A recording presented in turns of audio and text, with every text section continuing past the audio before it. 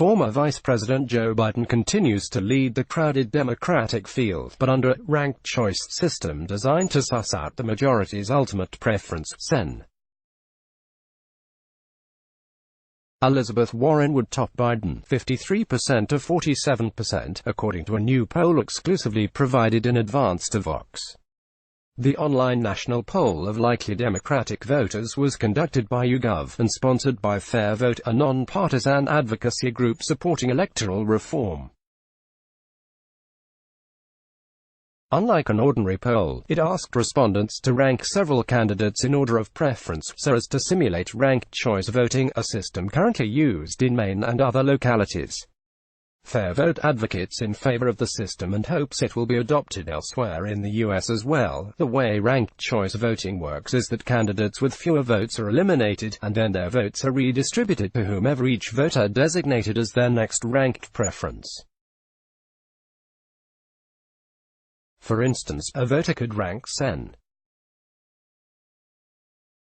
Bernie Sanders as the first choice and Warren as the second choice, meaning that, if Sanders was eliminated, this vote would be transferred to Warren.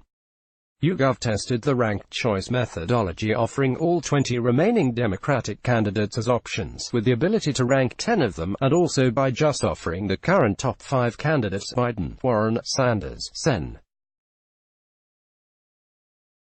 Kamala Harris, and South Bend, Indiana, Mayor Pete Buttigieg as options. The end results were quite similar for both versions, so this article will focus on the 5-candidate version for simplicity's sake. The more extensive results for both versions are available at Fair Vote's website. In an initial tally counting only voters' top-ranked choices, Biden leads the Democratic field with 33%, and is followed by Warren with 29%, Sanders with 20%, Harris with 10%, and Buttigieg with 8%, for the poll. But it turns out that respondents who initially favored Sanders and Harris prefer Warren over Biden, by about a 2-to-1 ratio. So once the field is narrowed to a head-to-head matchup of just Biden and Warren, and votes for the eliminated candidates to whomever each voter ranked higher, Warren would lead Biden by 6 points. The results are an interesting indication of how an outcome can change due to a different tallying system. But they could also be indicative of something bigger. Though voters theoretically can choose among many of candidates, we are still months away from a day when primary voters will cast votes. So how voters rank their options in a smaller field could tell us a lot about what the race might look like in the future, and what might happen were the field to winnow further. These results, at least, suggest that Warren would benefit more than Biden would. To the uninitiated, ranked choice voting, sometimes called instant runoff voting, or IRV, might seem like a confusing and convoluted system.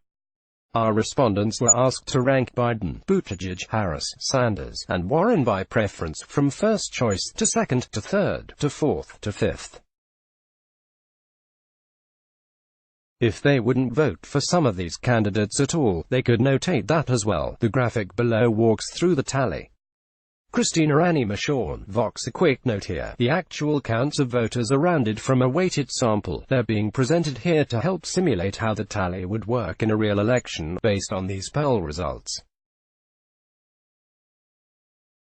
Christina Annie Mashorn, Vox. If the top-line results of this poll were the results in a typical American election, Biden would just win outright. He got the most first-choice votes in that first tally.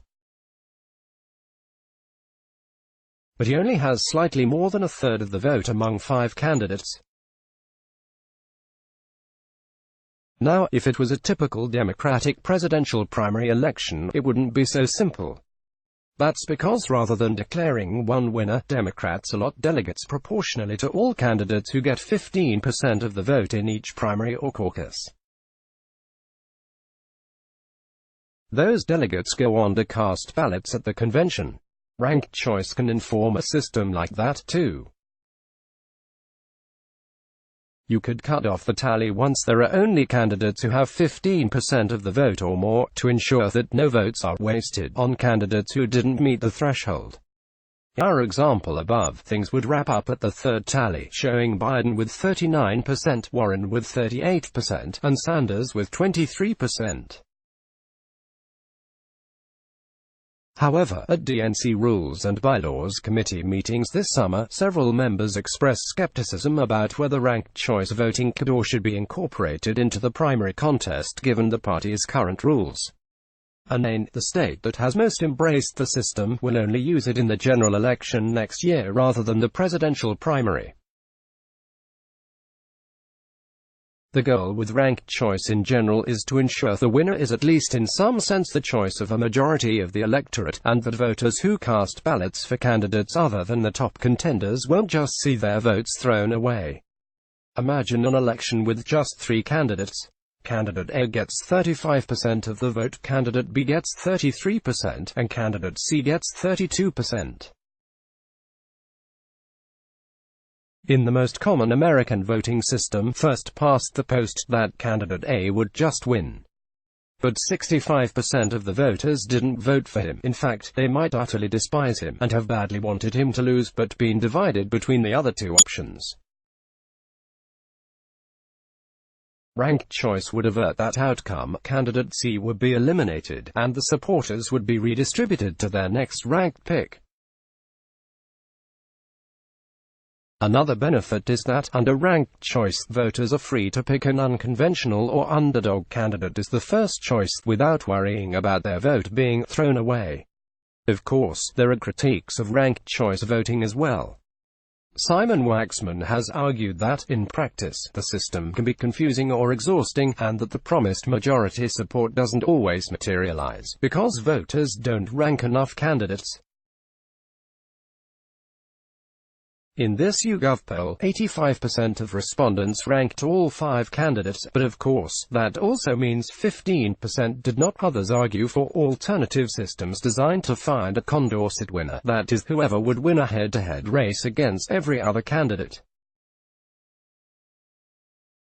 It's at least possible that such a candidate would have little first-choice support and be eliminated quickly under ranked choice. Whatever you think about which voting system is best, for a deeper dive into this poll data, you can head over to FairVote's website. They have interactive graphics for both the 5-candidate result this article discusses, and a separate result in which all 20 candidates were offered as options. Let's block ads. Why?